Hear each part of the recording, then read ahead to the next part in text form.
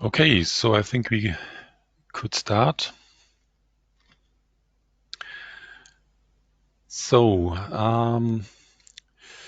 again, hello everybody to the webinar of today. So the webinar is about TwinMesh and of course, some new information to TwinMesh 2024.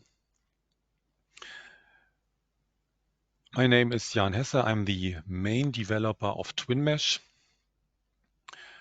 And I've been working for CFX Berlin since 2004.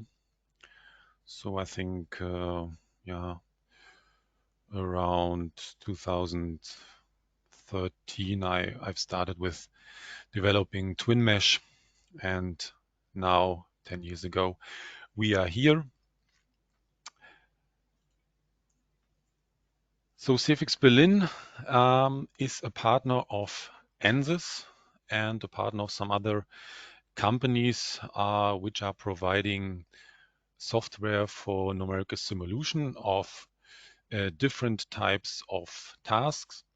So for example, for fluid mechanics or thermodynamics, electronics, structure mechanics or coupled physics effects, or we have also some software available, which is FlowNex or ParticleWorks. ParticleWorks is, like the name says, a particle solver.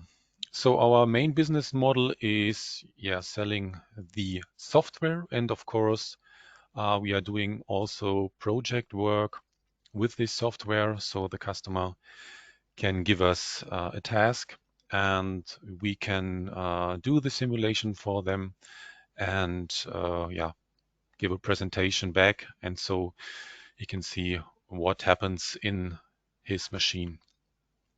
We are also selling hardware and doing training or consulting for the software we are selling. We have also research and development part in our company. So one product of our development is TwinMesh. So I will start my presentation with a short introduction into TwinMesh. So for all attendees who don't know TwinMesh, they will get an overview. And I will talk about simulation challenges, the background behind TwinMesh, so how TwinMesh will generate the meshes.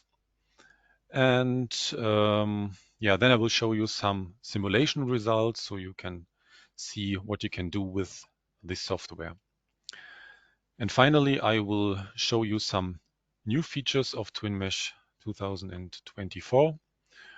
And of course, I will do a small demo using the lobe pump.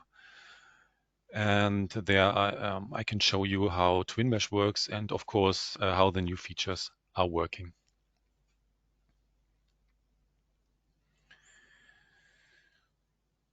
So TwinMesh is a meshing software used for positive displacement machines. So the question is, what are positive displacement machines?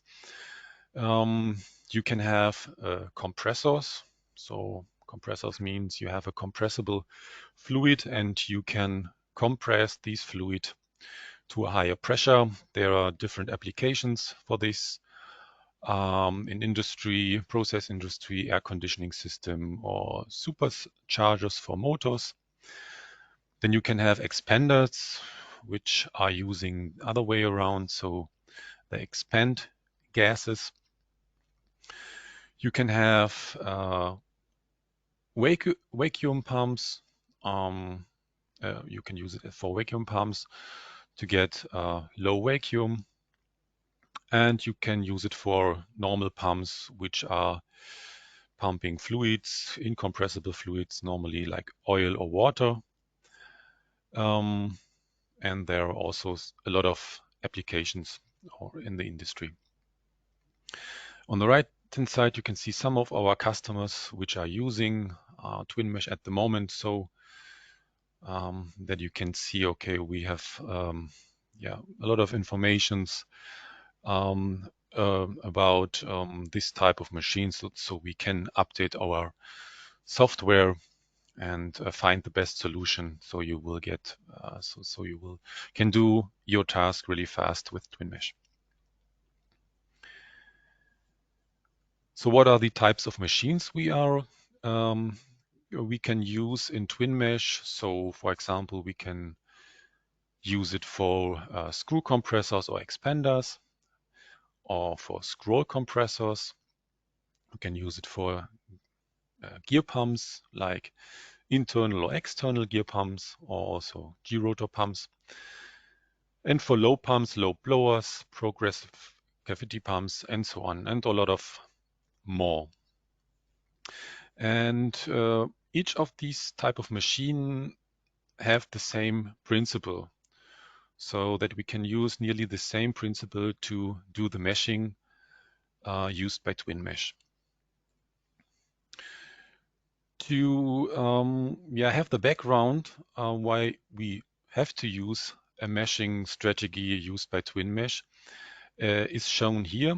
So you can see a screw compressor. So this screw compressor has two rotors, and these two rotors are interlocking, as you can see in the working chamber of this type of machine. And because we have interlocking rotors which are rotating with time, we have also a time-changing working chamber volume. And this time-changing working chamber volume needs a special meshing method, so that we will get a mesh for each time step, so for each rotational position.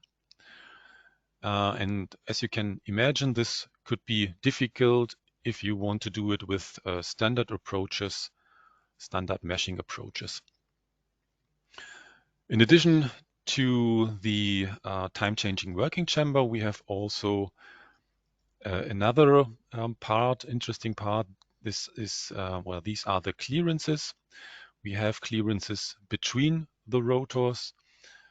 We have clearances between the rotor and the casing, and also axial clearance. And these clearances are important to get the correct, the correct results out of our simulation, because these gaps influences the power, the torque, and so on of the machine. In addition to the geometry complexity, we can also have complex fluids. For example, compressible fluids or fluids like real gases. We can have cavitation inside the machine for pumps, for example. These are multi-phase cases. And so you need a solver which can handle all these difficulties in your machine. And that's why we use at the moment ANSYS CFX and ANSYS Fluent. For the combination of the fluid part to the structural part, you have also possibilities in TwinMesh, which could be interesting for you.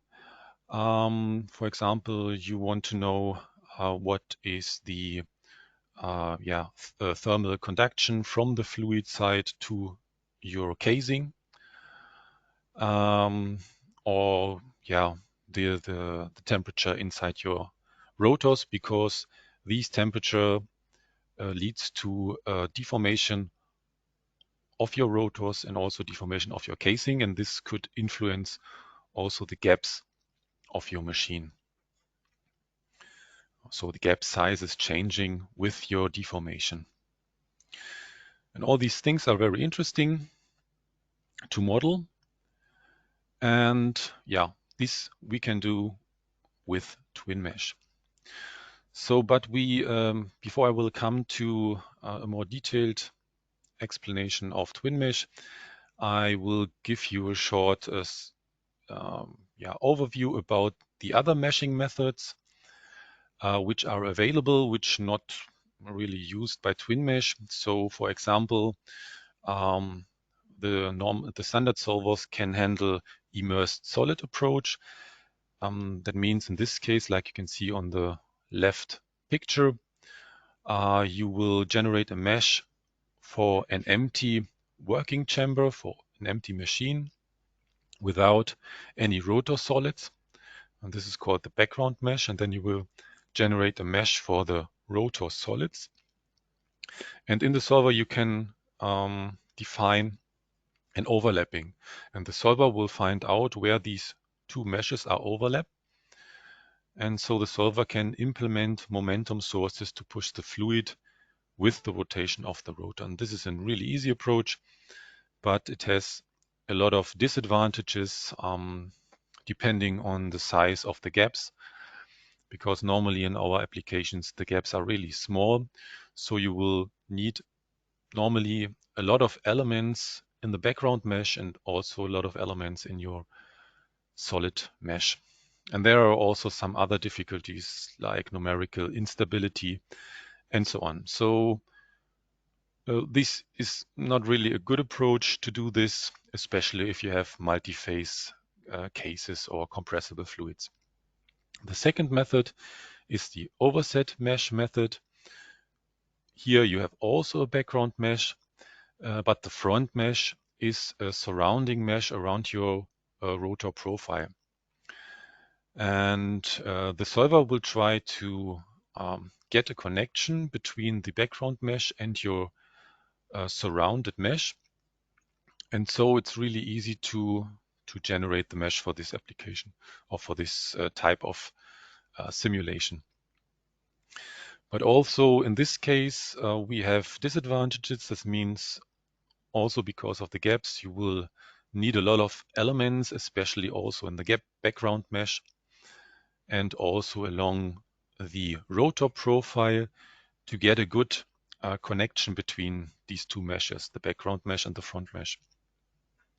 And this could lead to a lot of simulation time. It takes a lot of time to do the simulation. And that's why it takes too much time, and other approaches are necessary to do this. The third method is the remeshing method.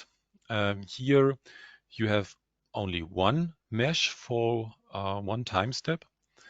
So as you can see here for a low pump, and the solver will deform the mesh while the rotors are rotating.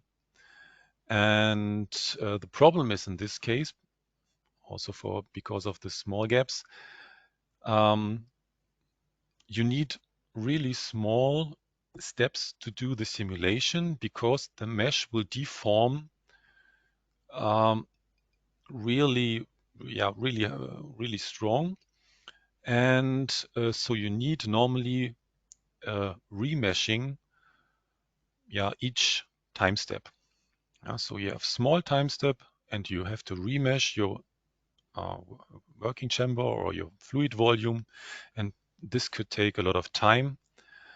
To do this, you will get long simulation time, and the problem is that because you have a new mesh on the next step, you have interpolation errors between these steps, and so you will get errors which are multiplying each time step, and so the simulation result will not so good. And the fourth approach is the mesh deformation approach, which is the approach we are using in TwinMesh. So here will you have a structured mesh, and the mesh keeps the same and will only deformed. So I will explain these in more detail on the next slide. So like you can see here for a 3D lobe pump with actual gaps.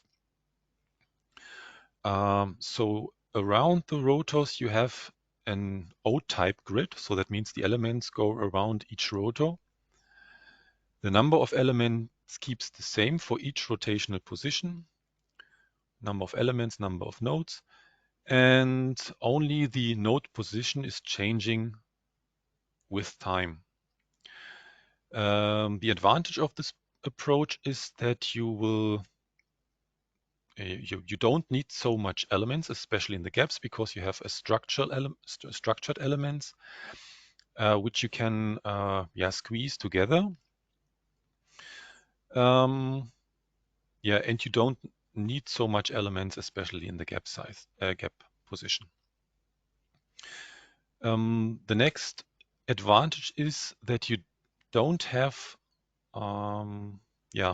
you don't have interpolation errors, because you don't need an interpolation from one mesh to another. The mesh movement is implemented in the solver, and so there is no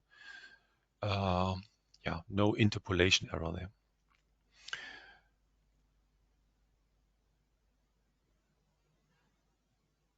Okay, so there are a lot of different approaches to do the meshing in TwinMesh. I will explain it later. So TwinMesh is not only a meshing tool, it has also the possibility to do the complete workflow from the mesh generation to the post-processing. So after you have meshed the working chamber of your machine, then you can export these mesh. TwinMesh will generate a setup for your solver like ANSYS or ANSYS Fluent.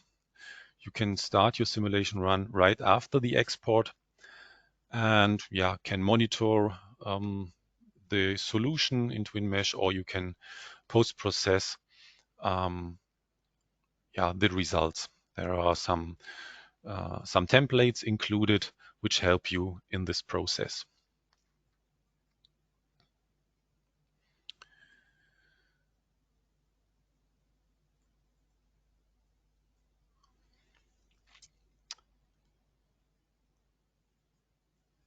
So to summarize the advantages of TwinMesh, the first thing, for engineers is you want to have reliable results, and you don't want to waste your time with meshing.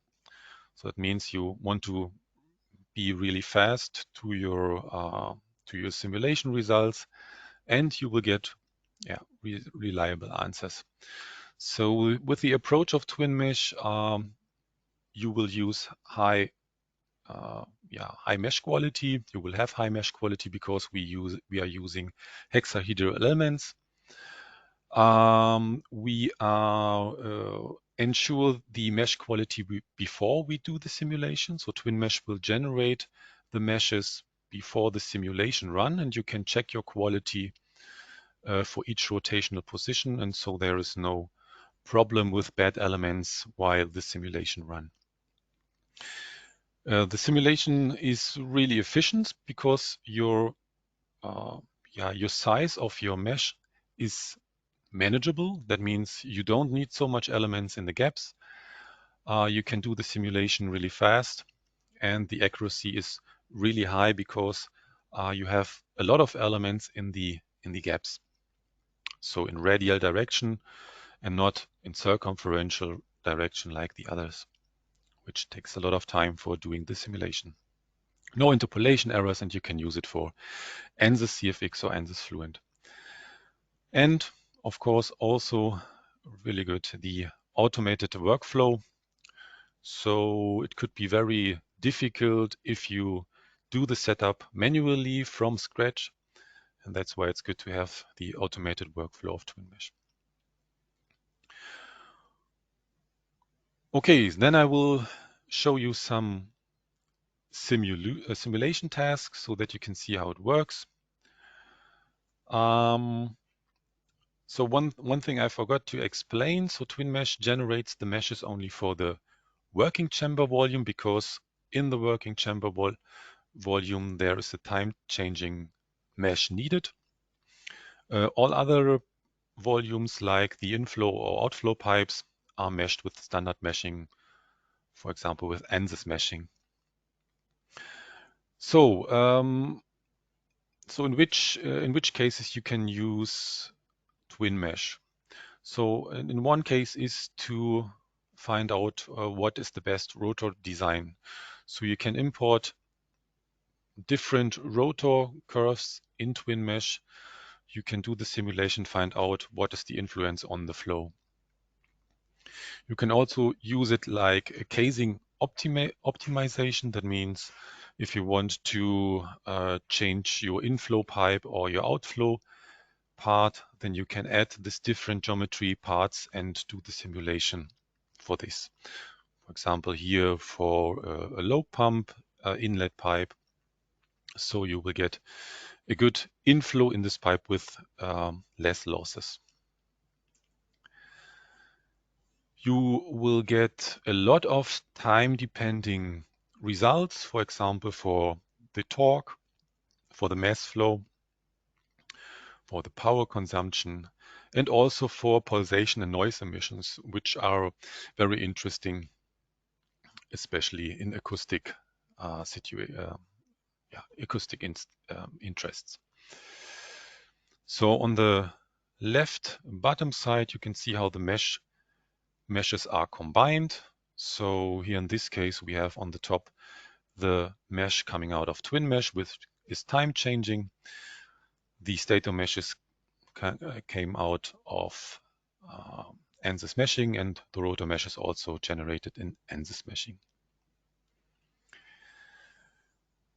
You will get a lot of informations locally. That means you can add a measurement point on each position in your machine and can measure the pressure on this location. And here, for example, we have compared these measurement locations with measurement data from a paper. So this is very important if you start with doing the simulation. You have to take one of our your machine which has a lot of measurement data. So then you will compare these measurement data with simulation results to know, okay, yes, this approach works very well for my application.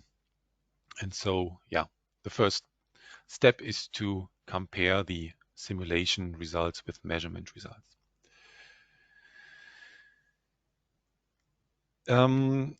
Here you can see that the geometry of the rotor can really complex. You can have really high screwed machines. For example, on the left, the bottom side, screw vacuum pump, or eccentric screw pumps, or you can have different gerotor pump geometries and so on. So there are a lot of possibilities to implement your complex geometry of your rotor in the simulation. So if you have pump applications, then you can have cavitation, which is very important to get the correct, for example, pressure build up, because depending on the size of your cavitation region, it influences your performance of your machine.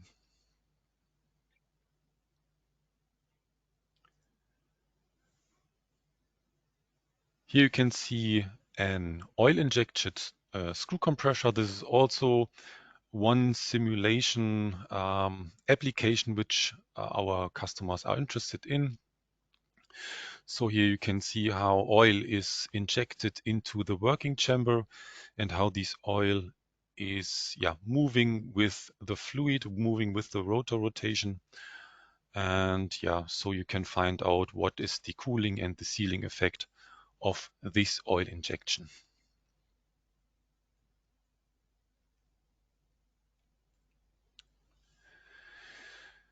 As I said, also interesting is the combination with structural mechanics. So in this case, on the right side, we have done a simulation for a double screw compressor. At first, starting with constant radial gaps and axial gaps.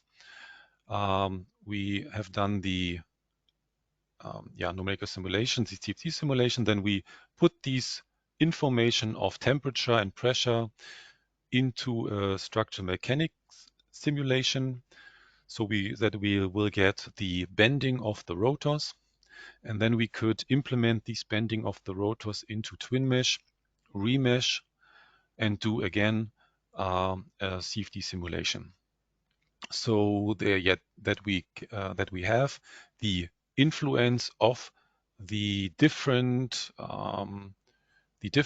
radial gap sizes depending on your axis position. So this could be really important, especially because the rotors are growing depending on the temperature, and so the radial gaps could change, normally decrease. And this can have an influence on the gap flow and especially on the pressure buildup in the machine.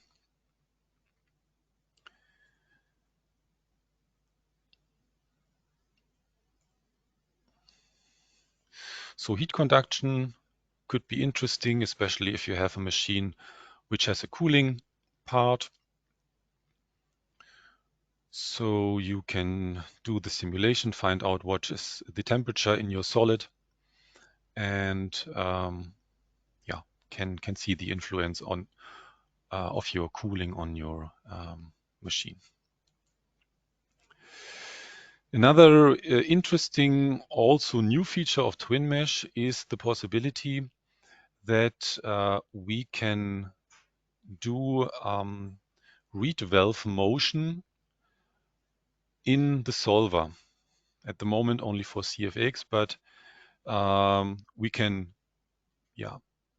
without any coupling to a structural mechanical simulation, we can do implement the movement of the valve, and so that we can see that there is no backflow inside the machine.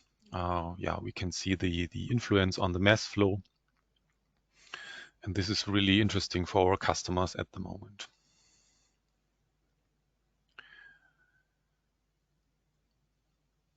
So if you are interested in such a case, then contact us, and so we will send you a tutorial, or the tutorial also include the information to use this model, and contact us.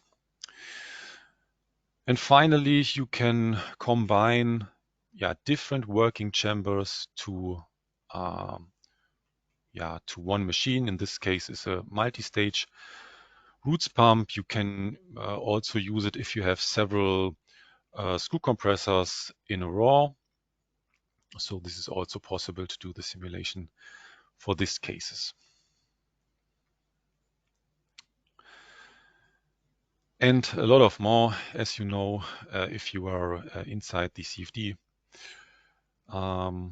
in the complex part of the CFD, then you know what you can do with this. Okay. First I will summarize the new feature of TwinMesh, and then I will go to the short demo, and so I can combine the explanation of the new features and the workflow of TwinMesh. So this is interesting for the old customers. That means I will start with the first new feature, which is my favorite, because it's a new post-smoothing type. That means now it's more easier for complex geometry to get good quality meshes. So for example, for axial gap meshes, on the left bottom side you can see a screw compressor mesh. So the male rotor is a little bit difficult to mesh. So with the new approach, it's really easy to get really good quality inside the axial gap. Or the second application is the screw vacuum pump. Like you can see here in the slide, we have really sharp edges, and this could also be difficult for a meshing approach to get high quality, but with the new meshing type, it's really easy to do it. And in addition to that, it's 30% faster compared to the other post-moving types.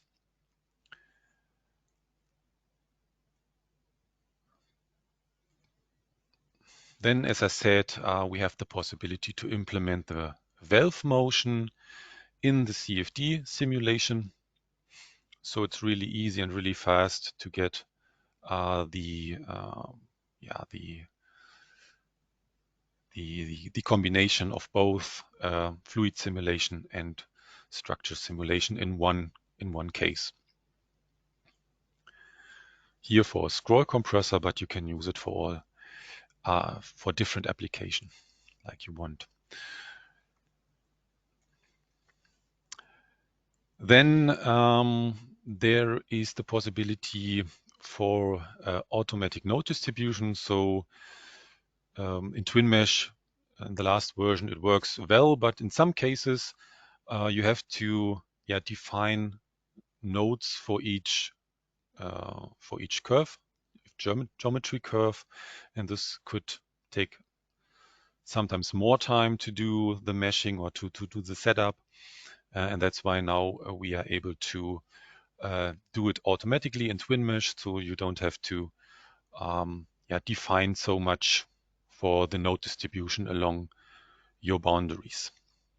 Especially interesting for vane pumps because as you can imagine, the vane is vanishing into the shaft, or here for a rolling piston pump. And the problem is that the side edges will get smaller and smaller, and the number of nodes will squeeze together, and the distance between the nodes along this curve will decrease. And that's why all other nodes have also be decreased automatically to get a nearly homogeneous distribution along the curve. And that's why it's better to have an automatic approach in this case.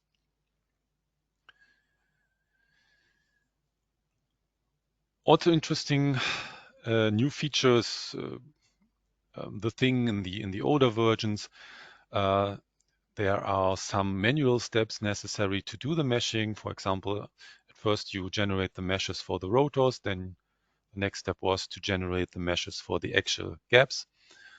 And depending on your number of elements, it could take some time, and that's why you have to stop, wait, and do the next step. And now you can do all the steps in one step, up to open the solver and start the solver setup. So yeah, in the evening when you went home, then you can click on meshing, and the next day you will have your final setup without any steps in between. For the quality side, we put also additional informations in TwinMesh. So now you can check the quality of your 3D mesh elements in TwinMesh.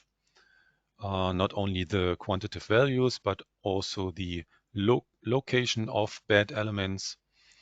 And so it's more easy to find out if there are any problems with mesh quality, so that you can change your mesh settings to get a better quality.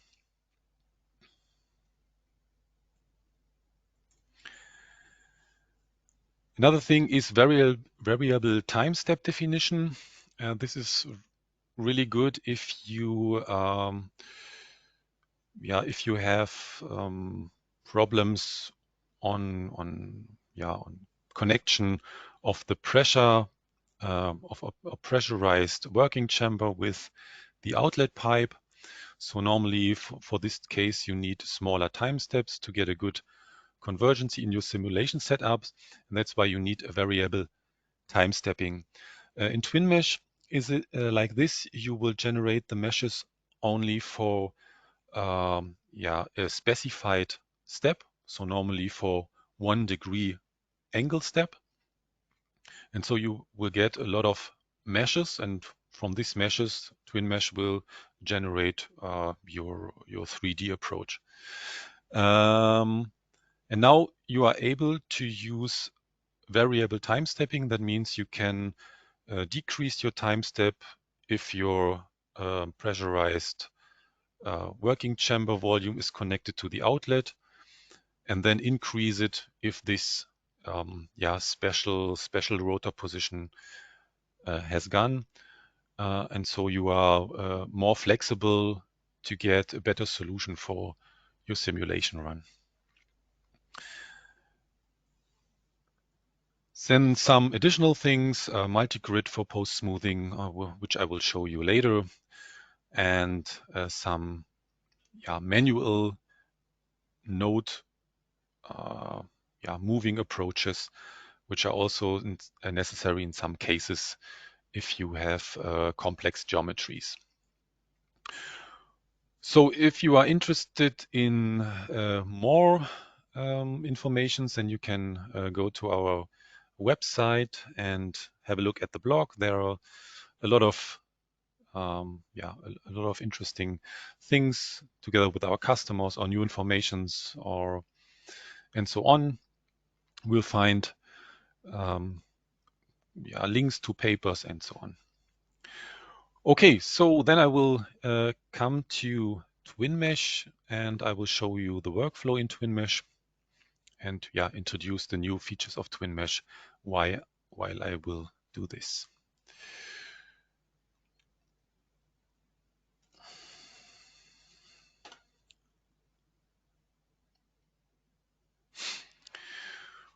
Okay, this is the GUI of TwinMesh. At first, you have to decide which type of machine you want to use. Each type of machine needs a special license. So then you have to choose your type of machine. In this case, it is the lobe pump. Next step is you have to import the geometry of your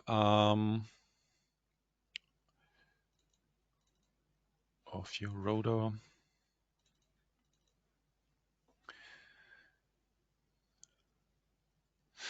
And in this case, I have imported only the rotor curves.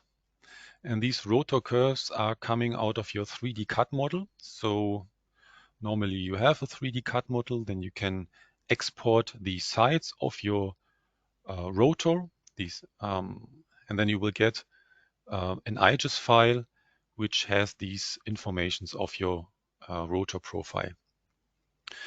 You can import the geometry of your rotors in IGES format or in CSV format.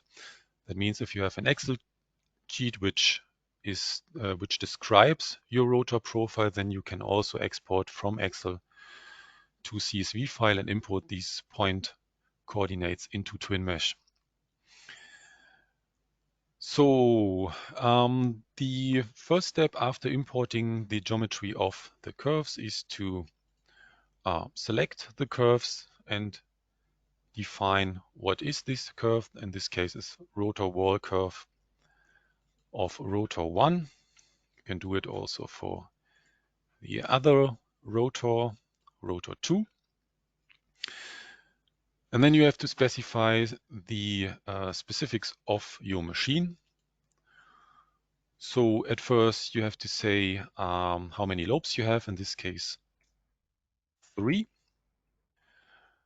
You can specify the radius of your casing circle. And that's all at the moment. I will do it for the second rotor. Second rotor, we need also a definition of the axis position, which is 180 millimeters. And also the same radius of the casing circle. As you can see here, the casing circle is generated by TwinMesh, and you will get also some additional curves here in the middle, which bounds the area where the two rotors are connected. So the two rotor meshes. In these regions, you will get an interface curve, which will be generated by TwinMesh. So in this case, I have imported the rotors without any gaps, so that I have to change the geometry of the rotors by an offset. So I will add an offset of 100 microns to rotor 1 and to rotor 2. And TwinMesh will add these offsets like you can see here. So for the profile gap, we will get a gap size of 200 microns. And for the casing gap, we will get a gap size of 100 microns. So, and then finally, I can define how many meshes I want. So how many, so what is the angle step of my mesh generation? In this case, I will take 120 meshes per pitch angle. A pitch angle is the angle from one lobe, if one lobe is moving to the other lobe position, or the angle between two lobes. So that I will get an angle step of 1 degree. So for each rotational position of my lobes, I will get a mesh. So then I will come to the definition of the mesh size. So I can show the node distribution along the casing curve. So there are different approaches to do the meshing. The first approach is to fix the nodes along the casing curve, and the nodes can move on the rotor curve. So that's why here in this case, the nodes are displayed on the casing curve. I will go to the meshing part and say, okay, what is my maximum element size? For example, 2. Oh, I can, 4. 4 means the distance between two nodes is 4 millimeters. I can specify something like a boundary layer refinement. So in this case, I will take 500 microns for the element height near the rotor and near the casing. I can specify how many elements I have in radial direction. Radial means from the rotor curve to the casing. And also the number of elements along the interface curve, which will be generated in the next step. Okay, so that's all at the moment. So I can say generate mesh for the current position. So I can wait some seconds. The interface will be generated here, like you can see here. It's nearly in between the two rotors, but the interface curve is bounded by the two extended casing curves. Yeah, so now you can check the quality for this rotor position. The smoothing, so the post-smoothing process will lead to a nearly orthogonal element near the wall, and then you see how the nodes are formed to get a nearly good quality, like you can see here. So normally the quality has to be above 18 degree. So this is really good for this slide. And yeah, so I think this is nearly all. So the next step would be that we have to generate the meshes for all positions. So we have at the moment only one position, the first position, and we has to generate all the meshes. That takes some time. So I think 5-6 minutes for this case, but I will open the final project so that you can see how it looks like.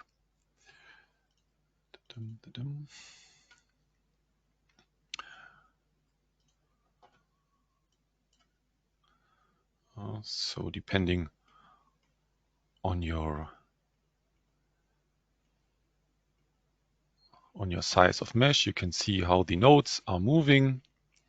What is the quality for each rotational position? You can get an overview here on the side. What is the quality? Yeah, and so this is one advantage of TwinMesh, that you can check the quality before you will do this simulation. So in this case, I will do only a 2D simulation. 2D means in CFX only element thick, like you can see here. If you want to use this setup to do a 3D representation, then it's really easy, because you can change the geometry without any change of the of the mesh. Change, for example, the rotor length. Change the number of elements in axial direction, or change, for example, the wrap angle.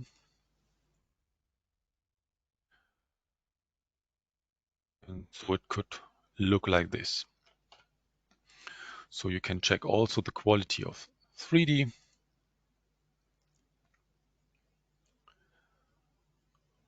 And so, as I said, one new feature is to visualize the elements. So the elements are visualized depending on the bed angle. So this is one new feature. That's why I will show you.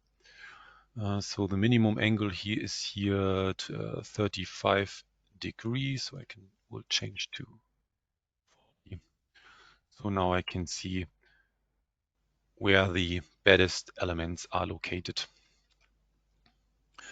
This is also available here in the slice view. The slice view is only to get the information from the connection of these 2D meshes to a 3D mesh. So sometimes it's easier to find out what is the problem if we have bad elements. Okay. So then the next step, I will open the project again, because I will go further with the 2D approach. So the next step after checking all the quality, have generate the mesh, is to create the setup. So there is a simple possibility to define the boundary conditions here in TwinMesh. So you can first select your solver.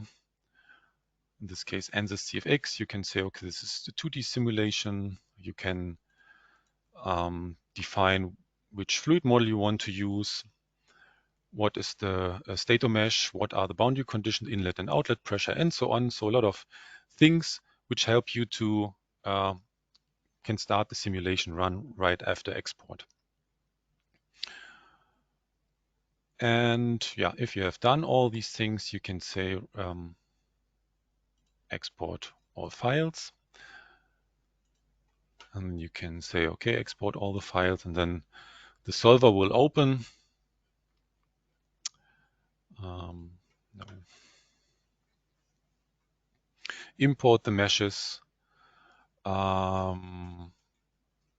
define all the interface, define all the boundary conditions, so that you can start your simulation run right after the export. So normally you would say, okay, start the simulation run.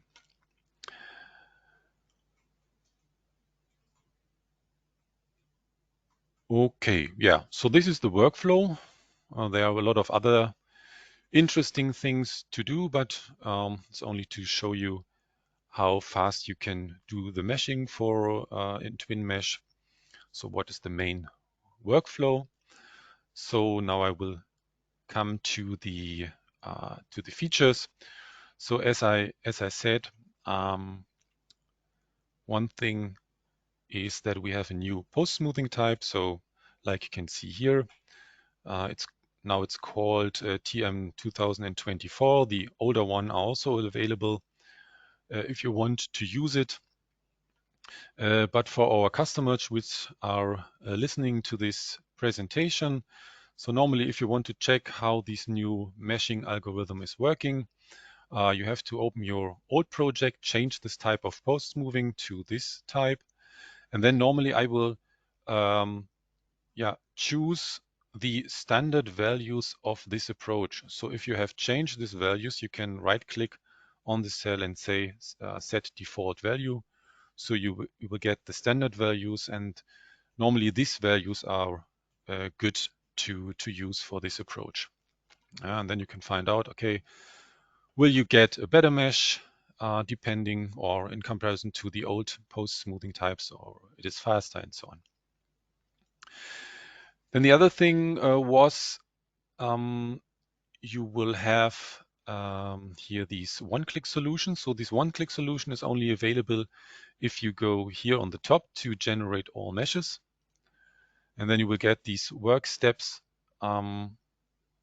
window where you can check all the steps, say okay, and then TwinMesh will do all the steps in one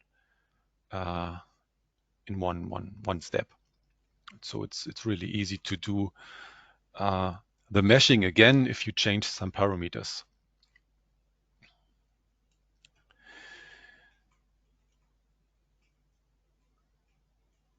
Okay, then another new thing. Okay. So one thing I forgot, because it's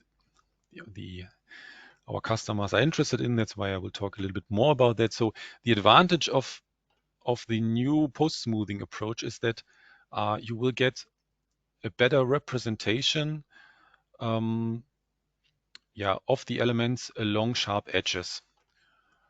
So you will get better orthogonal elements.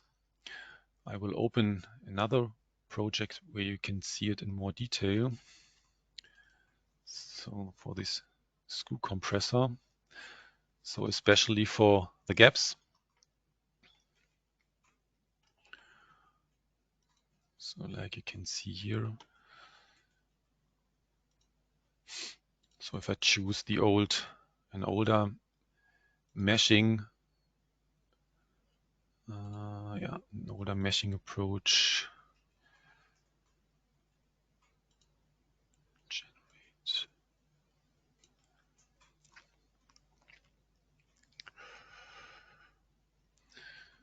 So then,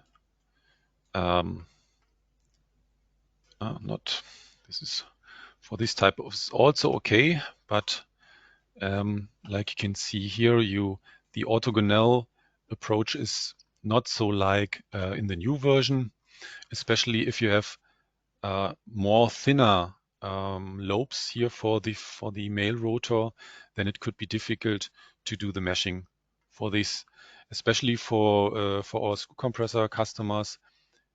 The best way is to use the new multi-grid post-smoothing algorithm, so which is better than the older one. So if you don't use this, then it looks like this.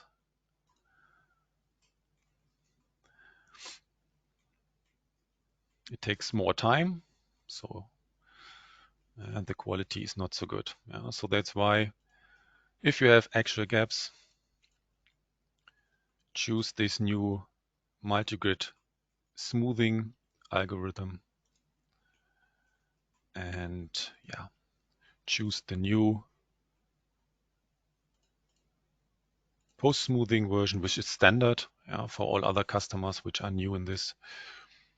And then you can generate the gap mesh to get higher quality.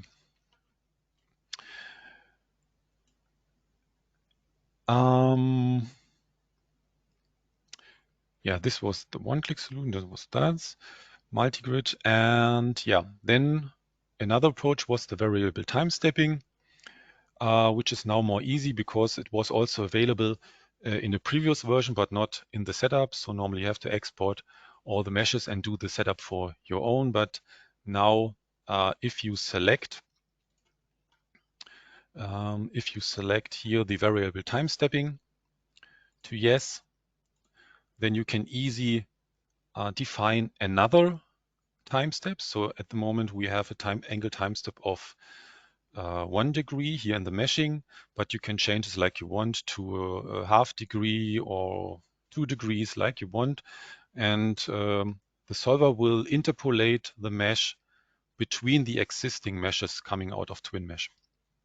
Or it's also possible to right click and open a table. So you can not only specify a constant angle step, you can also specify different angle steps to get a variable time step.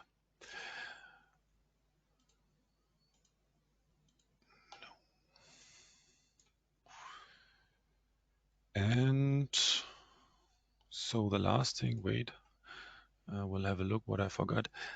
This one, yes, the automatic node distribution is not a standard option. So if you want to use it, you have to go to meshing and say, okay, automatic node distribution here to on. And then the solver will, I can do it here in this case. So if I want to specify, wait a moment, yeah, here for this case. So to see it in more detail, so I can select this curve, say, okay, what are the number of elements, for example, 10, and then the solver will also change the node distribution on the other curve segments so that you will get a nearly homogeneous node distribution along the curve.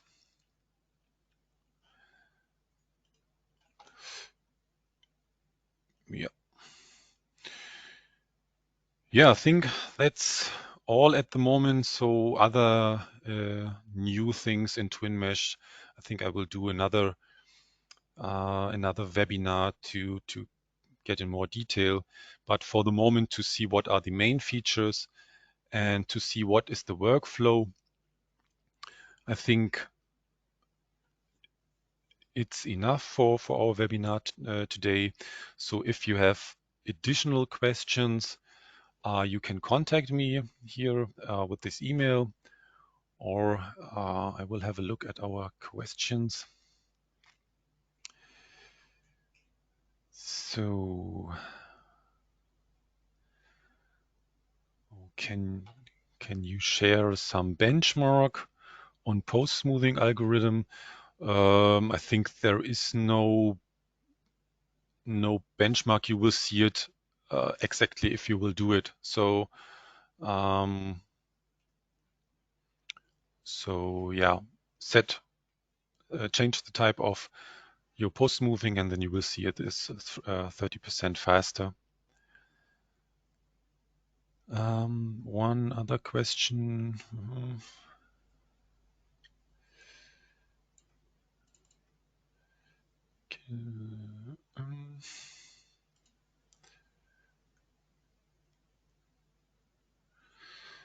Yeah, so the release notes are available at our link, but I can share it to the users who want to use it.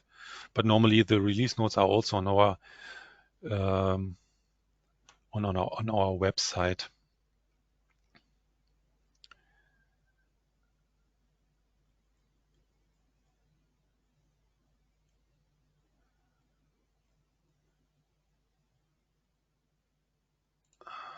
Okay, one question.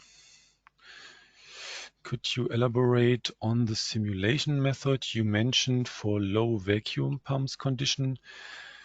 Which solver do you utilize for this purpose? As far as I'm aware, neither Fluent nor offer a solver specifically designed for vacuum conditions. Okay, so this is not a question about TwinMesh meshing, so it's a question about how we can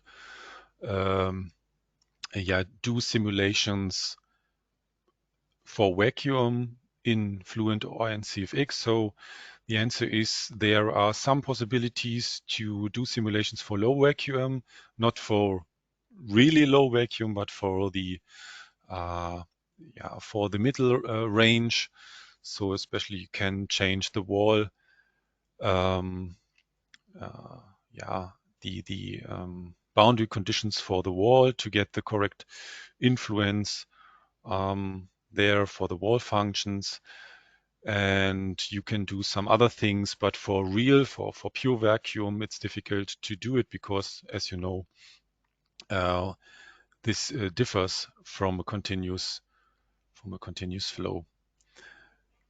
Yeah, but these are questions you can ask me by mail, then I can give you some information to that. So for the meshing side, now it's possible to do the meshing for this type of machine. And so, yeah, you have to model this for your application in your CFD solver, like CFX or TwinMesh, CFX or Fluent.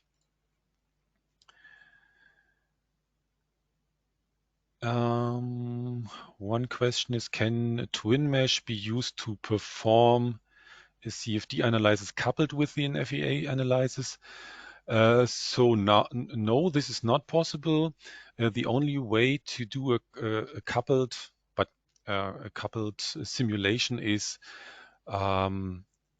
like the manual approach. So that means you do the CFD simulation, export the results, go to your FEM simulation, do the simulation for the structure analysis, and then you give these informations back to TwinMesh. So it's a handed coupling between CFD and FEA.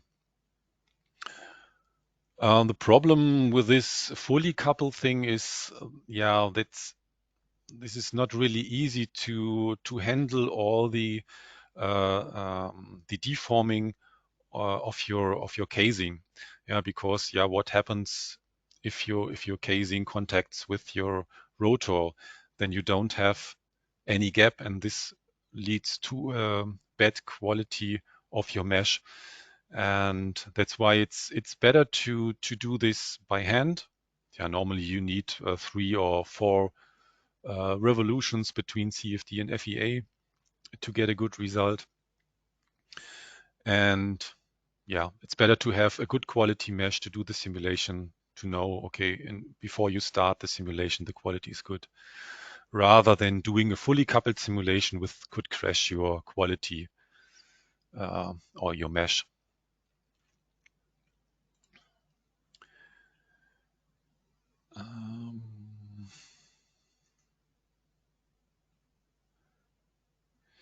So one question is, documentation for connection with Fluent available? So one documentation is one tutorial for the lobe pump, which is available on our transfer server. And the other documentation is inside the help for example, for the UDF definition or other things. If there is something missing, then the best way is to contact me, so I can send you more information about that.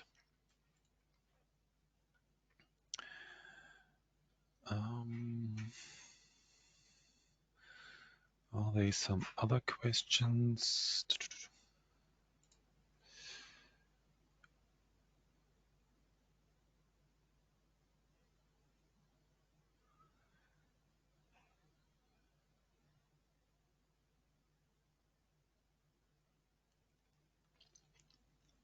Okay. Okay, so if there are any other questions, then I will finish here at the moment. Yeah, as I said, contact me if you have additional question. And yeah, then have a nice day. Up to the next webinar. Thank you very much.